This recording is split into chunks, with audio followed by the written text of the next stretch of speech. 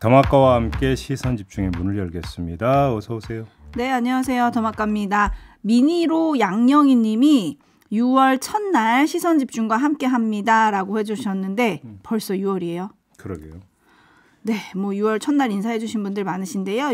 6월 첫날 오늘도 삐딱선 정신에 입각해서 주요 뉴스 챙겨드리겠습니다. 네, 6월이 시작됐으니까 여름이 시작이 되는 거죠. 네, 여름은 이미 시작이 된 것 같아요. 날씨 보면. 아, 올 여름 장난 아니라고 하던데. 그러게요. 저도 선풍기를 사야 할까 봐요. 아, 집에 선풍기가 없어요? 아니, 선풍기 있는데요. 에어컨 못 틀 것 같아가지고 하나 더 사야 되지 않을까요? 아, 에어컨을 못 틀 것 같다? 네. 엄살은. 그러면 제이비가 좀 협찬을 해주시던지요. 저희 집에 있는 선풍기 하나 드릴까? 아, 네. 6년 된 거 하나 있는데.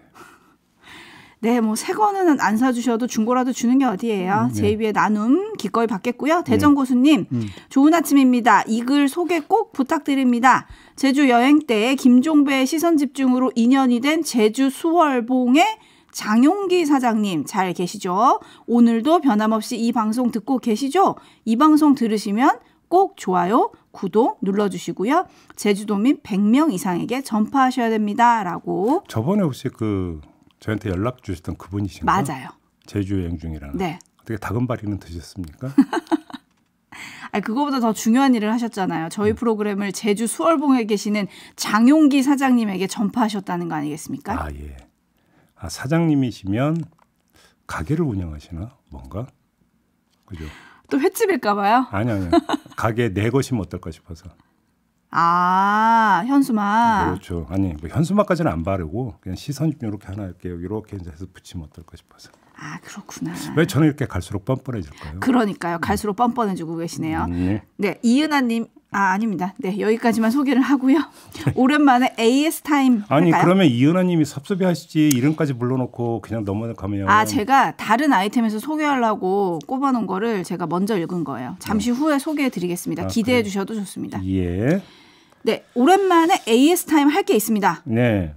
어떤 건데요? 전국에서 유일한 기숙형 학폭 피해 학생 지원 기관인 해맑음 센터가 지난달 19일에 어이없이 문을 닫게 됐고 그곳에 있던 아이들이 뿔뿔이 흩어졌다. 특히 가해자가 있는 곳으로 돌아간 아이들도 있다는 사실을 저희가 30일 날 인터뷰를 통해서 전해드렸습니다. 네. 학교폭력 피해자 가족협의회 박상수 변호사와 인터뷰를 통해서 전해드렸는데요. 네. 이 인터뷰 후에 교육부 담당자가 박 변호사에게 전화를 했다고 합니다. 센터가 대체 시설로 먼저 제안을 했던 곳들은 운동장도 없고 시설도 미비하니 교육부가 체험시설이나 청소년 수련원 등을 알아보고 있다. 그럼 6월 안에 빨리 정리해 주셔야 하는 게 아니냐라고 변호사가 물었더니 그보다도 빠르게 완비된 시설에서 아이들이 머물 수 있도록 최선을 다하겠다. 네. 그것뿐만이 아니라 아이들이 돌아오면 1인 1장학사를 붙여서 회복 지원도 더 강화하겠다라고 얘기를 했다는 겁니다. 예. 제작진에게 이 소식이 전해졌을 때 저희들의 반응은 너무 잘 됐다. 이렇게 반가운 일이 였지만 한편으로는 좀 씁쓸하기도 했거든요. 네. 왜냐하면 이렇게 몇 주 만에 나올 대안인데 꼭 굳이 폐쇄 이후에 이렇게 나와야 되는 걸까요? 그러니까 관료들이 어디를 쳐다보고 있는가를 확인하는 하나의 계기적 사건인 거죠. 어딜 쳐다보고 있는데요? 당연히 어떤 국민들의 삶의 현장, 피해자의 애환을 쳐다봐야 되는데 그게 아니라 여론을 쳐다보고 있으니까 이런 지금 행태를 보이고 있는 거 아니겠습니까? 그럼에도 불구하고 만시지탄이긴 하지만 아무튼 개선 의지를 보였다고 하니까 환영합니다. 바로 실천에 들어갔으면 좋겠다 이런 말씀 드리겠습니다. 네, 그리고 박상수 변호사가 6월 달 안에 정리해 주세요라고 했더니 그보다도 빠르게라고 했다는 거 아니겠습니까? 네. 얼마나 빠르게 좋은 시설을 마련해 주시는지 저희가 계속 시선 집중할 거라는 말씀 전해드리고요. 네. 아직 가야 할 길은 조금 먼 것 같습니다. 왜냐하면 이게 임시시설이거든요. 그래서 앞으로 제대로 된 위탁기관으로 정착될 수 있도록 또 노력을 해야 될 텐데요. 교육부가 여기까지 마침표를 확실하게 잘 찍어주시길 바랍니다. 네, 아까 제가 뻔뻔해진다고 했는데 한 번만 더 뻔뻔해지겠습니다. 네. 이게 다 시선 집중의 공입니다. 라고 얘기하면 안 되는데. 그렇죠. 왜냐하면 박상수 변호사님을 비롯한 많은 분들이 목소리를 내주셨기 때문이거든요. 이렇게 말을 바꾸겠습니다. 이게 다 시선 집중의 의무입니다. 아, 그럼요. 저희가 해야 할 일이죠. 그렇죠. 마음을 읽다님이 여론이라도 겁내면 다행입니다. 라고 해주셨고 많은 촌철님들이 앞으로도 시선 집중하겠다라고 지금 보내주고 계시기 때문에 교육부 담당자님 잘 부탁드리고요. 이렇게 마이크의 힘을 새삼 느끼면서 뉴스와 분석이 함께하는 세이비타임즈 본격적으로 시작하겠습니다. 오늘 주목할 첫 번째 뉴스 어떤 건가요? 어제 새벽에 위급 재난 문자 오발령과 관련해서 오세훈 서울시장이 입장을 밝혔는데요. 잠시 들어보시죠. 경위를 파악해보니 북한이 우주발사체를 발사한 급박한 상황에서 행정안전부의 경보발령을 전파받은 소방재난본부 민방위 경보통제소 담당자가 상황의 긴박성을 고려해 경계경보 문자를 발송했습니다. 이번 긴급 문자는 현장 실무자의 과잉 대응이었을 수는 있지만 오발령은 아니었다고 판단됩니다. 네, 이 말 뒤에 안전에는 타협이 있을 수 없고 과잉이다 싶을 정도로 대응하는 것이 원칙입니다. 이런 말도 했는데 어떻게 평가해야 될까요? 과잉 대응이었을 수는 있지만 오발령은 아니었다. 라는 말이 제가 볼 때는 오류입니다. 왜 그러느냐? 이걸 한번 좀 지금부터 짚어봅시다. 과잉 대응이라는 말의 전제는 적절 대응입니다. 그렇죠? 그렇죠. 즉 대응의 대상과 대응의 방법이 설정돼 있는 것을 전제로 그걸 알리는데 지나치게 많이 알렸다 할 때 과잉 대응이라는 말이 성립이 되는 겁니다.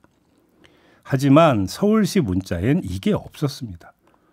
왜 대피하라는 건지도 없고 어디로 대피하라는 것도 없었습니다. 그냥 대피할 준비만 하라 이렇게 고지했을 뿐이거든요. 그러니까 적절 대응의 내용이 전혀 없었는데 무슨 과잉 대응이 성립이 되는 겁니까 여기서? 응? 따라서 어디로 어떻게 대피해야 하는지를 알 수 없었던 것이고 시민 입장에서는. 그래서 이거는 과잉 대응이 아니고 무대응도 아닙니다. 그냥 무책임했던 거다. 무대책이다. 그렇게 보는 게 맞다라는 것입니다. 네, 다시 한번 어제 왔던 위급 재난 문자를 보면 오늘 오전 6시 32분 서울 지역의 경계 경보 발생. 국민 여러분께서는 대피할 준비를 하시고 어린이와 노약자가 우선 대피할 수 있도록 해주시기 바랍니다. 이렇게 왔어요. 네. 무엇 때문인지도 빠졌기 때문에 더 우왕좌왕 놀랄 수밖에 없었는데요. 혹시 긴급 문자를 보내다가 실수를 한 걸까요?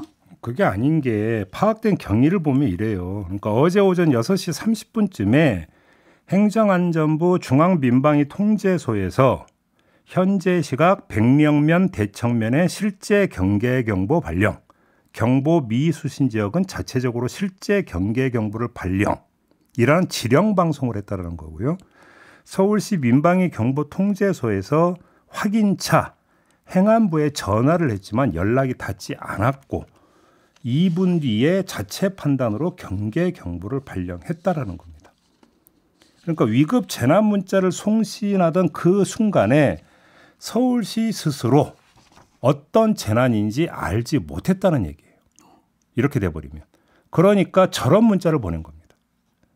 쉽게 말해서 일단 지르고 본 거죠. 근데 지르는 것도 경우가 있는 건데 이 경우에서 벗어났다. 이런 말씀을 드리는 겁니다. 그러니까 무대책이라고 제가 조금 전에 지적을 했는데 무대책일 뿐만 아니라 뒷북이기도 했죠. 자, 행안부가 지령 방송을 한 시각은 6시 30분이라는 거 아니겠습니까? 그렇죠? 네. 근데 서울시가 문자를 띄운 건 6시 41분이었어요. 저는 지금도 그 문자 보관하고 있는데 자, 11분의 시간차가 발생을 했습니다. 상상을 해보세요. 이게 만약에 실제 상황이었다면 11분 동안 어떤 일이 벌어질지 굳이 제가 여기서 설명 안 하고 그림 안 그려도 뻔한 거 아니겠습니까? 그러니까 뒷북이라고도 볼 수 있는 거죠. 정리하면 과잉의 요소는 눈 씻고 찾아봐도 없다. 이렇게 정리를 해서 말씀을 드려야 될 것 같습니다.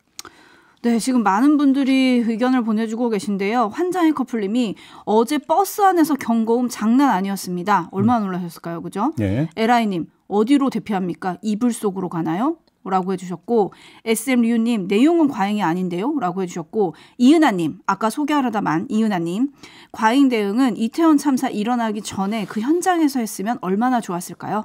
동의합니다. 이런 의견들이 지금 많이 들어오고 있고요. 토토로님은 손발도 안 맞고 책임은 무조건 하위직에게 넘기는 겁니까? 라고 꼬집어 주셨고, 안주사님, 그렇다면 시장님은 정 위치에서 지휘를 했습니까? 라고 물어주셨네요. 그때 오세훈 시장은 어디서 뭐 했느냐 이걸 묻고 있는 거죠. 네. 저도 궁금하네요. 알겠습니다. 그리고 하나만 더 전할 게 있는데요. 네. 이 서울에 이 태평양 도서국 정상들이 머물고 있지 않습니까? 근데 어제 행사 가운데 하나가 한국 의료 서비스 체험 행사였습니다. 그러니까 4개 나라 정상과 배우자 3명 그리고 1개 나라 장관이 서울 강남 소재 3개 안과병원에서 정밀 시력 검사와 망막 질환 검사를 받으면서 한국의 의료 서비스를 체험할 예정이었는데 경계 경보에 놀란 일부 정상들이 불참 의사를 밝혔다고 하고요. 결국 8명 가운데 4명만 이 행사에 참석을 했다고 합니다. 근데 보건복지부는 행사 이후에 낸 설명에서 일부 참석자들의 불참 사유를 뭐라고 들었냐면 피로감이라고 들었다고 합니다. 피로감. 네, 이것도 관련 뉴스로 함께 전해드리겠습니다. 네, 그 의미는 촌철님들의 해석에 맡기도록 하고요. JB타임즈 다음 주목할 뉴스는 어떤 겁니까?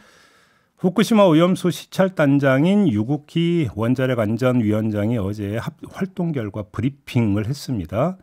다핵종 제거 설비 알프스라고 부르죠. 그다음에 측정 확인용 설비 K4 탱크군이라고 부르고 방출 이송 희석 방출 설비 그리고 중앙감시 제어실 그리고 화학분석동 등등을 집중 점검했고 여러 자료도 확보를 했다고 밝혔는데 확보한 자료는 도쿄전력이 연 1회 실시하는 알프스 처리 64개 핵종에 대한 농도 분석 자료 주 1회 실시하는 10여 개의 주요 핵종의 알프스 전 농도 및 알프스 처리 후 농도 분석 자료, 알프스 고장 사례와 조치 사항 관련 자료 등등이라고 밝혔습니다.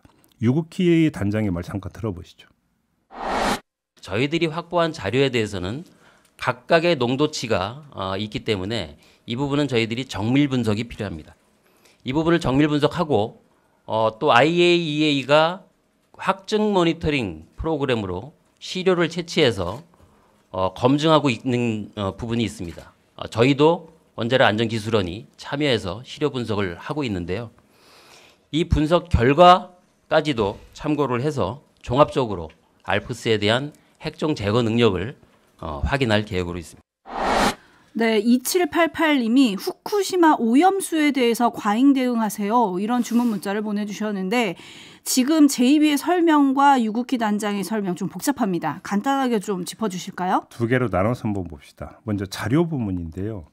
일본 쪽 자료를 어떻게 믿느냐라는 얘기도 어제 뭐 나왔다면서요. 근데 일단 이거 킵해놓고 네.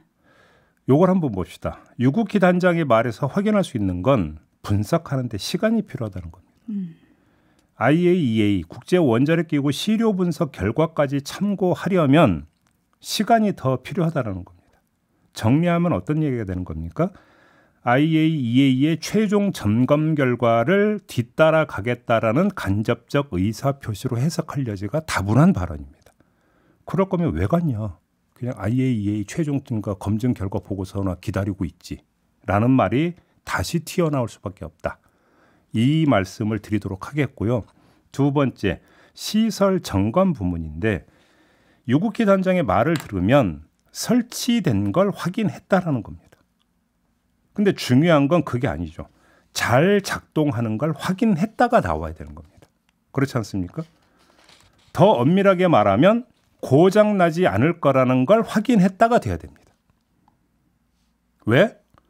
지금 국내적으로 논란이 되는 것은 설비가 제대로 작동된다고 해서 정말 안전에 아무 문제가 없을 정도로 걸러지느냐 이 문제, 즉 정상 작동을 전제로 하고 벌어지는 논란이에요. 국내에서 벌어지고 있는 논란은. 그런데 만약에 고장이 난다면 이건 전혀 다른 차원의 문제가 돼버리는 거 아니겠습니까?